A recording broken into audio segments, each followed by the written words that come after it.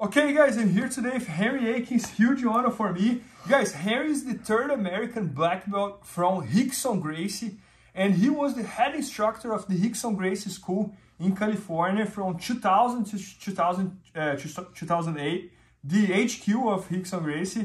And he was also one of the main instructors of Crown Gracie when Crown was purple and brown belt and was submitting everybody.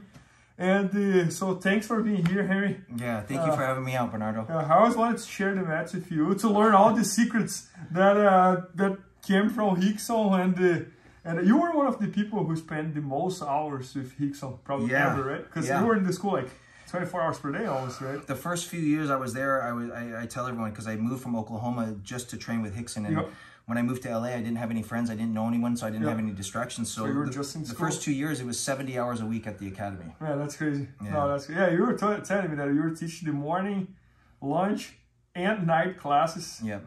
And Rickson would pop up, and then we would teach the class, but you would be there learning. But I'm there all the time. I was there all the time, teaching the classes, and sometimes he would show up to teach the class. And you know, in the early days, he was teaching in the afternoons. He would have an afternoon class that was huge. And then, you know, in the later years, he was teaching in the evenings, would teach a couple times a week in the evenings. So it was... Man, that's amazing. Yeah, I think that's the dream of everybody who does jiu-jitsu, is to share the mats with Rickson. So I can imagine, like, on your case, spending, like, thousands of hours, like, that's really incredible. But anyways, guys, today, Henry's going to show us here one of his favorite arm lock escapes, right? In the sign mount, when you're in the sign mount. And he's also going to show us how to avoid that escape, which in my opinion was even like more mind-blowing than the actual escape. Yeah. So pay attention to that, guys. Well, it's a very simple movement, and a lot of times people are not aware of the movement. And so how the escape is this, right? So a lot of times we'll set up the arm lock when I'm on my side, Bernardo's going to secure underneath my arm, right?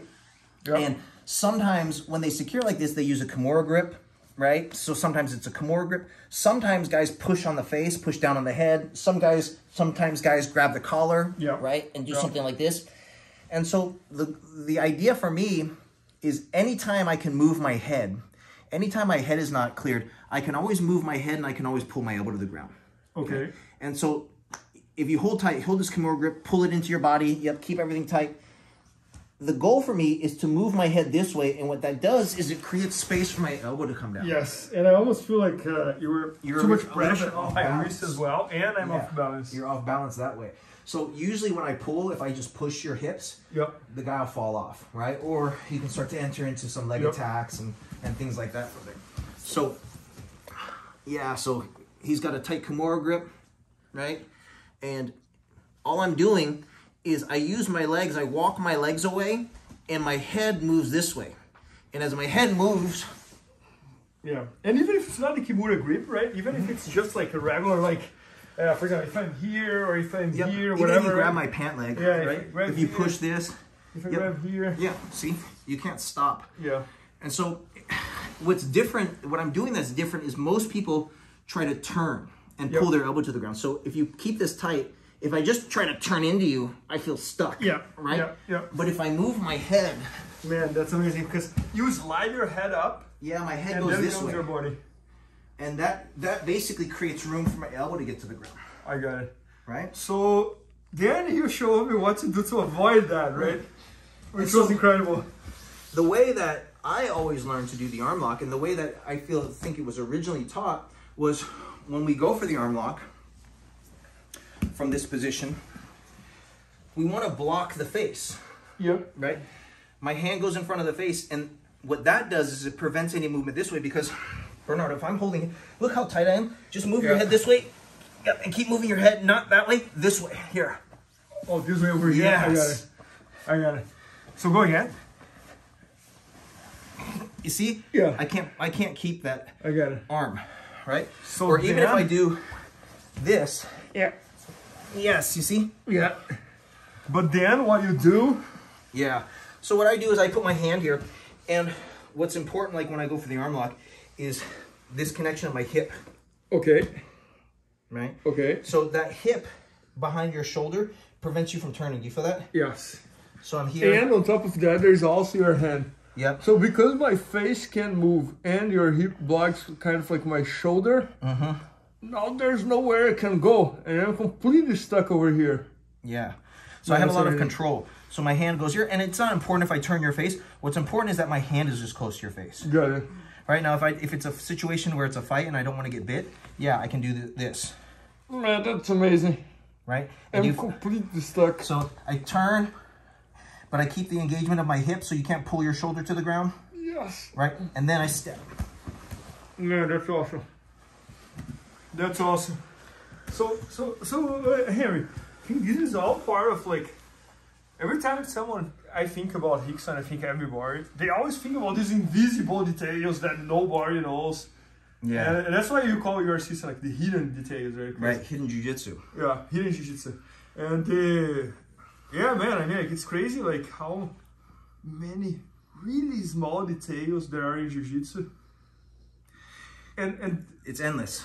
Yeah. And for each position, the idea is, what are the things that my opponent can do to get out? Like, where is movement possible, and how do we shut that down? So when we're looking to perfect movement, we always, from every position, we want to understand how can we control our opponent.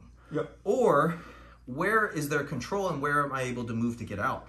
Yep. Right? So in this situation, where most people think they're stuck, there's such a huge opening to actually get out and free your arm, pull your arm down. But if you try to turn, you run into resistance. But if you move, you create space for your elbow to come down.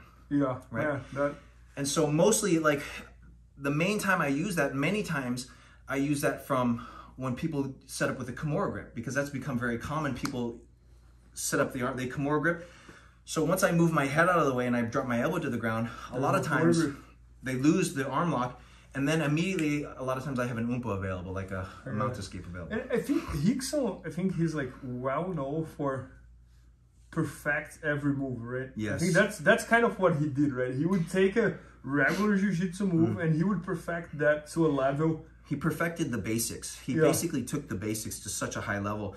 And that's why you hear like all of the high level black belts that ever trained with him.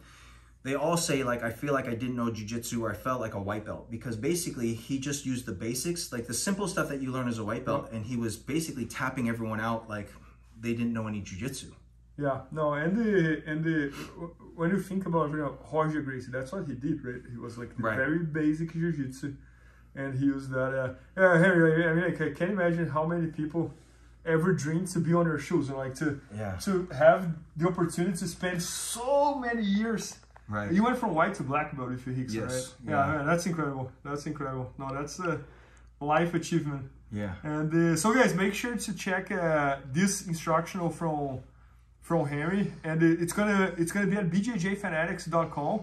It's already at bjjfanatics.com. It's all about arm lock escapes. It's ultimate arm locks escapes. Yeah. And it shows basically how to escape all of the arm locks that you would find yourself in. So basically, once they step over, multiple escapes for that. Like if you're on the bottom, like Americanas, Kimuras, arm bars from the guard, basically all of the things that you need to do, even as things start to get later, how to defend and how to escape the arm locks. Yeah. And I mean, like, I think if you have your escapes really, really, really efficient, you get very confident to attack, because even if you fall in a bad position, you trust that you're going to get out from there, and so make sure to check that out, guys. All about arm lock escapes, which is very hard. Can I add something? Yeah. So that was one of the things that Rickson really, really focused on. Like, one of his priorities when he was training always, and how he trained us, was his goal in jiu-jitsu was to be invincible. And when he says that, he said, like, when he means invincible, it doesn't mean that he can beat everybody, but it means nobody can beat him. Yeah. And so he was not thinking about a 10 minutes match that are scores and that. He was thinking like no time limit. No time limit. Nobody can submit him, no matter how long the match goes. Oh, yeah. And so he worked his defense. His defense is impeccable. Oh, yeah. And that's why, all the years, he won all of his matches when he was competing by submission, and he never got finished. Yeah. He's never been finished. Even in training, I've never seen him get finished, even though he would allow himself to be put in really, really bad positions. Yeah. And even in competition, he was never, I think like one of the last times he was finished in competition was when he was like orange belt or something.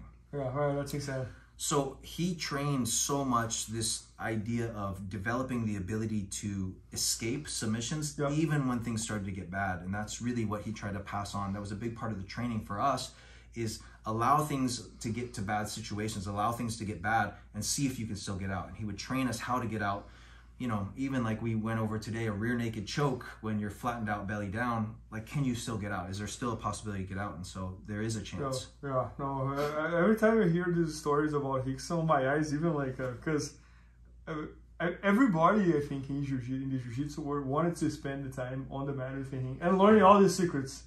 So at least I got a ton from you today, Henry. But yeah, so guys, make sure to check that out. Arm lock escapes at bjjfanatics.com from Henry Akins. And thanks so much for being here. Thanks, Bernardo. Yeah.